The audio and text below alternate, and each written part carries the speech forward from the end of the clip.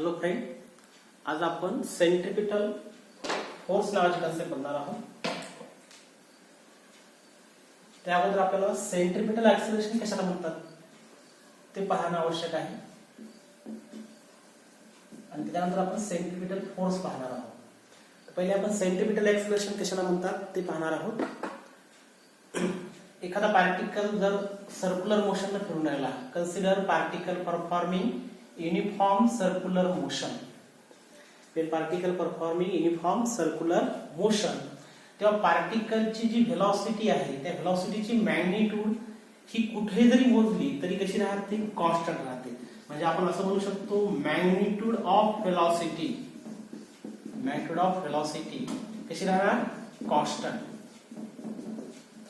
in uniform circular motion magnitude of velocity remains constant but direction of this velocity always changes. Direction of velocity always changes. आणि magnitude plus direction या दोघांमधून काय होते आपली velocity. आपण इथे म्हणू शकतो डायरेक्शन काय होते, कंटिन्युअसली चेंज होते. मग दोघांपैकी मॅग्निट्यूड किंवा डायरेक्शन पैकी एक जरी गोष्ट चेंज झाली म्हणजे काय झाली, व्हेलॉसिटी चेंज झाली. आणि व्हेलॉसिटी चेंज झाल्यानंतर change in velocity with respect to time त्या ठिकाणी काय तयार होते, ऍक्सिलरेशन. काय तयार होते, ऍक्सिलरेशन. म्हणजे आपण पाहणार आहोत in UCM magnitude of velocity continuously कशी राहते, constant, but direction always changes and it is always along the tangent at that point. Therefore the velocity changes and due to change in velocity the acceleration is produced and this acceleration is along the radius. जे acceleration तयार झालं ते कुठे आहे, along the radius. आणि या radius वर असल्यामुळं आणि acceleration जे डायरेक्शन आहे हे towards the center. The acceleration is produced which lies along a radius and directed towards the center. That's why this acceleration is called as the centripetal acceleration. Why it is called as centripetal acceleration? Centri means center and petal म्हणजे towards. Center towards acceleration is called as centripetal acceleration. आता त्याची definition आपल्याला जर करायची म्हटली तर काय तयार होईल की असं acceleration, the acceleration produced by a particle which कुठं असते ऍक्सिलरेशन आहे, lies along radius, along radius. आणि जे डायरेक्शन कोणीकडे असते, and directed towards the centre, towards the centre. या एक्सेलरेशनची डायरेक्शन ही सेंटरकडे असते आणि सेंटरकडे असल्यामुळं आपण या एक्सेलरेशनला काय म्हणू शकतो, सेंट्रिपिटल एक्सेलरेशन. एक्सेलरेशन कोणाचं, पार्टिकलचं. The acceleration of a particle. आणि सर्वात महत्वाचा कोणता पार्टिकल, जो काय परफॉर्म करत आहे, युनिफॉर्म सर्क्युलर मोशन. अशा पार्टिकल मध्ये जे एक्सेलरेशन तयार झालं, एक्सेलरेशन कशामुळे तयार झालं, कारण याची मॅग्निट्यूड ही जरी कॉन्स्टंट असली तरी direction of velocity always changes and velocity changes then acceleration is produced and this acceleration is lies along a radius and directed towards the center. That's why this acceleration is called as the centripetal acceleration. आता याची magnitude आपल्याला जर विचारली, in magnitude किंवा magnitude of this acceleration किती असते, त्याची magnitude आपल्याला पाठ करायची आहे किंवा लक्षात ठेवायची आहे. A is equal to v omega. v म्हणजे लिनियर व्हेलॉसिटी, ओमेगा म्हणजे अँग्युलर व्हेलॉसिटी. अशा दोन्हीच्या प्रॉडक्टला आपण काय म्हणतो, सेंट्रिपिटल एक्सेलरेशन. आता v चे आपण काल एक फॉर्म्युला बघितला होता, v इज इक्वल टू काय असते, आर ओमेगा. ही जर व्हॅल्यू पुट केली तर आर ओमेगा आणि हा ओमेगा काय होते, आर ओमेगा स्क्वेअर. किंवा v is equal to R omega असल्यानंतर ओमेगा इज इक्वल टू काय लिहू शकतो आपण, v अपॉन आर. ओमेगाची किंमत जर इथे ठेवली तर याचा अजून एक फॉर्म्युला तयार होतो, v into v upon r. Therefore v square upon r. हा आपला अजून एक फॉर्म्युला तयार झाला. पहा, सेंट्रिपिटल एक्सेलरेशनचे तीन फॉर्म्युले आहेत. पहिला हा फॉर्म्युला आपल्याला लक्षात ठेवायचा आहे, a is equal to v omega. दुसरा formula a is equal to R omega square. कसं काय आलं, तर v ची किंमत काय ठेवली आपण, r omega. R omega into omega म्हणजे काय झाली, आर ओमेगा स्क्वेअर. हा दुसरा फॉर्म्युला. आणि ओमेगाच्या ठिकाणी आपण काय ठेवू शकतो, v अपॉन आर घेऊ शकतो. त्यामुळं हा तिसरा फॉर्म्युला तयार झाला, A is equal to v square upon r. असे 3 फॉर्म्युले आपल्याला लक्षात ठेवायचे आहे. आणि या 3 फॉर्म्युल्यानंतर आपल्याला पुढचा पार्ट बघायचा आहे, सेंट्रीपिटल फोर्स. ओके, पहा काय लक्षात आपल्याला, एक्सेलरेशन कोणाचं, पार्टिकलचं. कोणतं पार्टिकल, जो काय परफॉर्म करत आहे, युनिफॉर्म सर्क्युलर मोशन. अशा पार्टिकलचं एक्सेलरेशन कुठं असते, रेडियसवर. आणि रेडियसवर असल्यानंतर त्याचं या ठिकाणी डायरेक्शन कोणीकडे आहे, सेंटरकडे. That's why it is called as the centripetal acceleration. आता या सेंट्रीपिटल एक्सेलरेशनला अजून एक नाव आहे. ते नाव कशावर पडलं, कारण हे एक्सेलरेशन कुठं असते, रेडियसवर. आणि रेडियसवर असल्यामुळं त्याला एक नवीन नाव आहे, रेडियल एक्सेलरेशन किंवा रेडियल एक्सेलरेशन. ओके, पुढचा पार्ट आहे आपला सेंट्रीपिटल फोर्स. आणि आपण हे जे पार्ट बघत आहोत, हे डायनामिक्स पाहतो आपण ह्याच्यामध्ये. कारण डायनामिक्स मध्ये कशा स्टडी केली जाते, फोर्सची. Dynamics with the branch of physics किंवा branch of mechanics which deals with the study of forces and it effects on motion. तर आपण सर्क्युलर मोशनचं, डायनामिक्स ऑफ सर्क्युलर मोशन बघत आहोत. त्याच्यामध्ये सेंट्रीपिटल फोर्स, सेंट्रीपिटल एक्सेलरेशनची डायरेक्ट आपल्या डेफिनेशन जर लक्षात असेल तर सेंट्रीपिटल फोर्सची डेफिनेशन किंवा लक्षात ठेवण्यासाठी फार सोपं आहे. मग अशा आपण लिहिलं होतं सेंट्रीपिटल एक्सेलरेशनची definition, the acceleration of a particle. तो वर्ड आपल्याला बदलायचा आहे. आणि आता काय लिहायचं आहे की समजा एक पार्टिकल आहे जो काय परफॉर्म करत आहे, uniform circular motion. This is the particle. हा काय परफॉर्म करत आहे, युनिफॉर्म सर्क्युलर मोशन. अशा पार्टिकलवर काय करतो, फोर्स. काय सांगता येईल याच्यावरून, force which is acting on a particle. Force which is acting on a particle. कोणता पार्टिकल, जो काय परफॉर्म करत आहे, युनिफॉर्म सर्क्युलर मोशन. एवढं लिहून घेऊ आपण, force which is acting on a particle. Force कोणावर ऍक्ट झाला, या पार्टिकलवर. कोणत्या पार्टिकलवर, जो काय परफॉर्म करत आहे, uniform circular motion. Force which is acting on a particle performing. हा काय परफॉर्म करत आहे, परफॉर्मिंग युनिफॉर्म सर्क्युलर मोशन. आणि हा जो फोर्स आहे, जो ऍक्ट झाला, तो कुठं असतो, या रेडियसवर. हा फोर्स कुठं असतो, या रेडियसवर. Which lies along a radius. ते पण सांगायचं, which lies along a radius. आणि याची डायरेक्शन कोणीकडे असते, and directed towards the centre. And directed towards the centre. पहिली सारखी डेफिनेशन आहे, जे सेंट्रीपिटल एक्सेलरेशनची आपण डेफिनेशन बघितली त्या डेफिनेशन सारखी. फक्त इथं काय शब्द होता मगाशी, the acceleration of a particle. आता हे जे फोर्स आहे, हा फोर्स पार्टिकलवर ऍक्ट होत असतो. म्हणून आपण काय लिहिलं, ऍक्टिंग ऑन अ पार्टिकल. कोणतं particle, performing uniform circular motion. कुठं असते force, which lies along a radius. And direction कोणीकडे असते, towards the centre. Is called, हे तर आपल्याला लिहिता येते, is called as centripetal force. Centripetal force. Centripetal फोर्सचा आपण formula according to Newton's law, फोर्सचा फॉर्म्युला काय असतो, F is equal to ma. त्याप्रमाणे आपला centripetal force is equal to काय लिहिता येईल, मास इनटू एक्सेलरेशनच्या ऐवजी आपण कोणता शब्द वापरायचा इथं, सेंट्रीपिटल एक्सेलरेशन. फॉर्म्युला तोच आहे न्यूटन सेकंड लॉचा, फक्त इथे शब्द बदलले. काय बदलले, फोर्सच्या ऐवजी सेंट्रीपिटल फोर्स आलं. मासच्या ठिकाणी मास रिमेन्स कॉन्स्टंट. आणि एक्सेलरेशनच्या ठिकाणी कोणतं आलं, सेंट्रीपिटल एक्सेलरेशन. आता सेंट्रीपिटल फोर्स हा कोणत्या अक्षरात लिहू शकतो आपण, m. मास कशाने लिहितो आपण, m. आणि सेंट्रीपिटल एक्सेलरेशनचे आपण 3 फॉर्म्युले अगोदरच पाठ केले. तर एक आहे सेंट्रीपिटल एक्सेलरेशनचा A is equal to V omega. तो आपण जर हा पुट केला इथं एक्सेलरेशनचा फॉर्म्युला व्ही ओमेगा, तर हा पहिला फॉर्म्युला तयार झाला कशाचा, सेंट्रीपिटल फोर्स. तसेच F इज इक्वल टू मासच्या ठिकाणी मास म्हणजे m. सेंट्रीपिटल एक्सेलरेशनचा दुसरा फॉर्म्युला पाठ केला होता आपण, आर ओमेगा स्क्वेअर. तो जर आपण इथं पुट केला एक्सेलरेशनच्या मासच्या ठिकाणी m केलं, सेंट्रीपिटल एक्सेलरेशनच्या ठिकाणी आर ओमेगा स्क्वेअर, तर आपल्याला दुसरा फॉर्म्युला तयार होतो. This is the F is equal to m r omega square. हा सेकंड फॉर्म्युला कशाचा, सेंट्रीपिटल फोर्सचा. त्याच्यानंतर आपला या सेंट्रीपिटल एक्सेलरेशनचा अजून एक फॉर्म्युला माहित आहे, v स्क्वेअर अपॉन r. तो आपण पुट करू म्हणजे काय होईल, F इज इक्वल टू मासच्या ठिकाणी m आणि सेंट्रीपिटल एक्सेलरेशनच्या ठिकाणी काय होईल, v स्क्वेअर अपॉन r. आपल्याला असं लिहू शकतो, m v square upon r.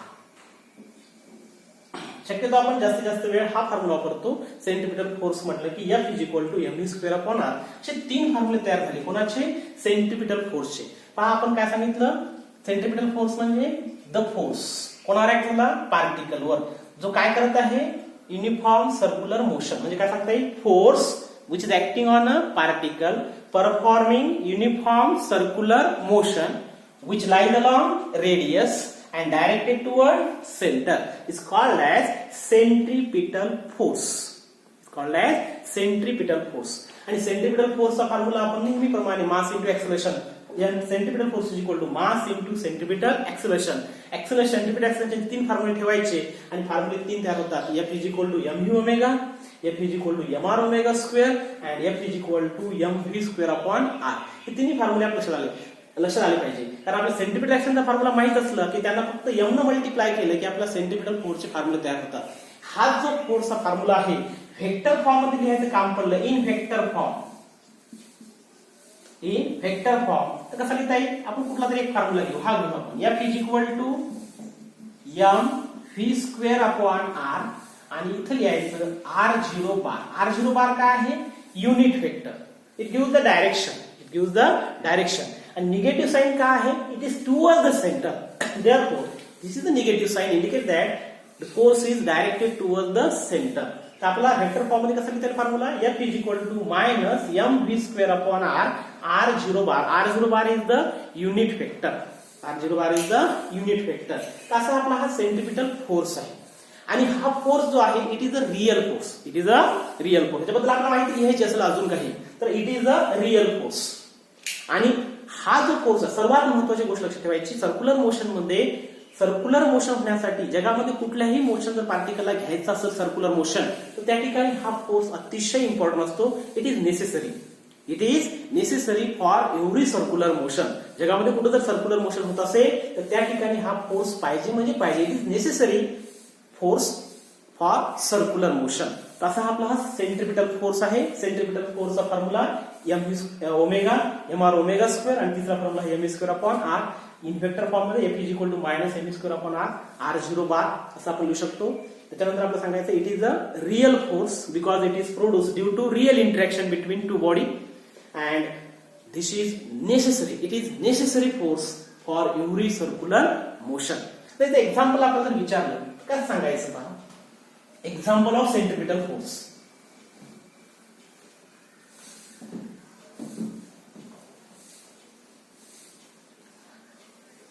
Example of centripetal force.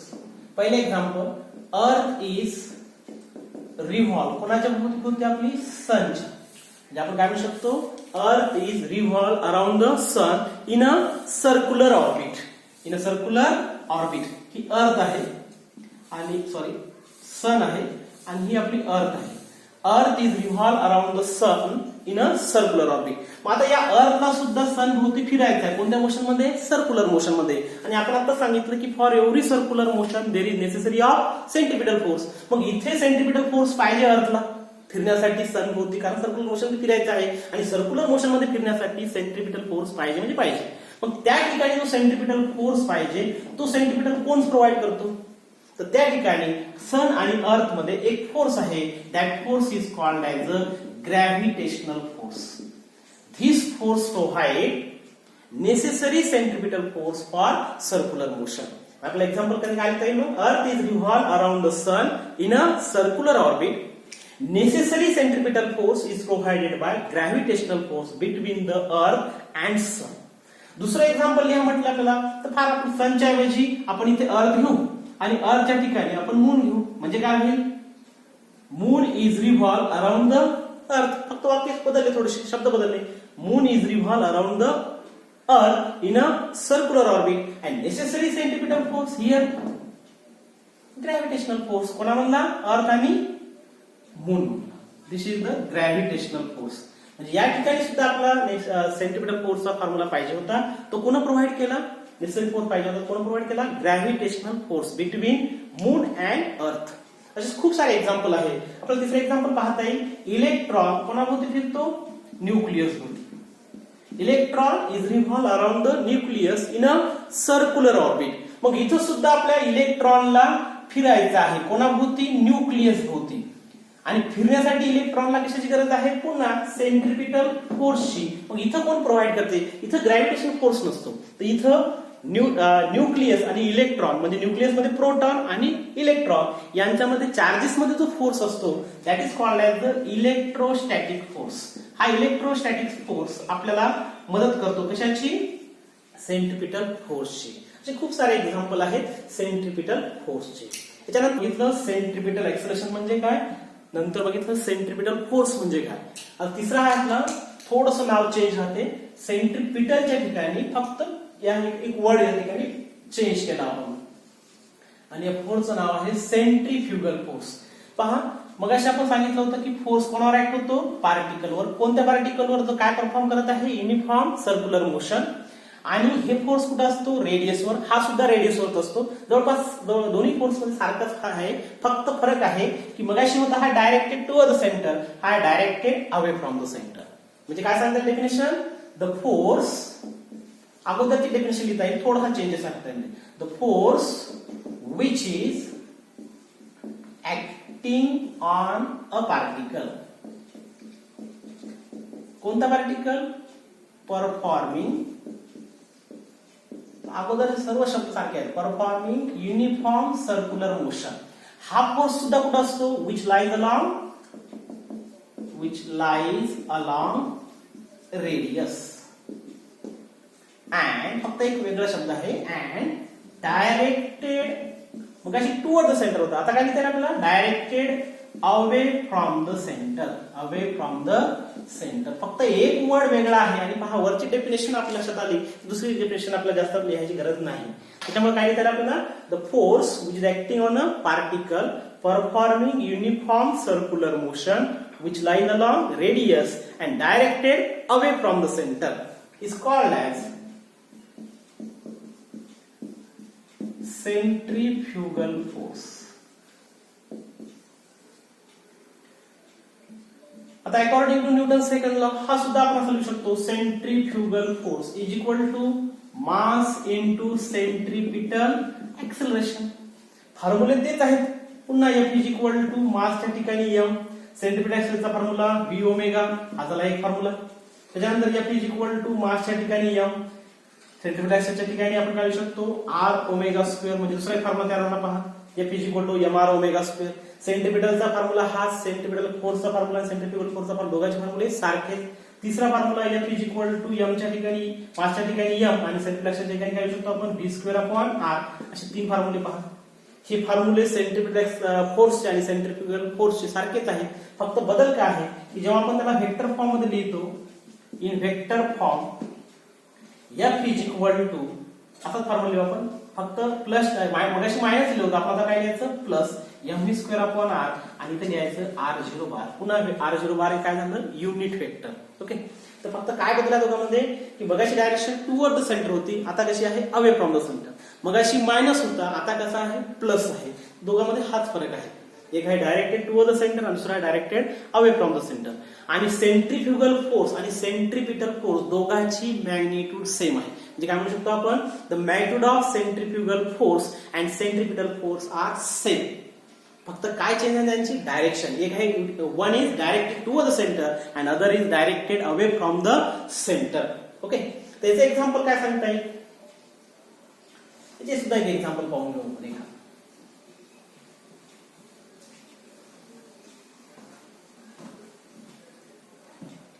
Example, जेव्हा एखाद्या बसमध्ये पॅसेंजर इन द व्हेकल, एखादी गाडी आपली जात आहे, बसमध्ये आपण जात आहोत आणि याच्यामधले पॅसेंजर सुद्धा मोशन मध्ये आहेत. आणि जेव्हा ही बस टर्न घेते अलॉंग अ कर्व रोड म्हटल्यानंतर कोणतं मोशन आलं? Circular motion. आणि सर्क्युलर मोशन झाल्याबरोबर passenger in the vehicle along a curve road lean outward.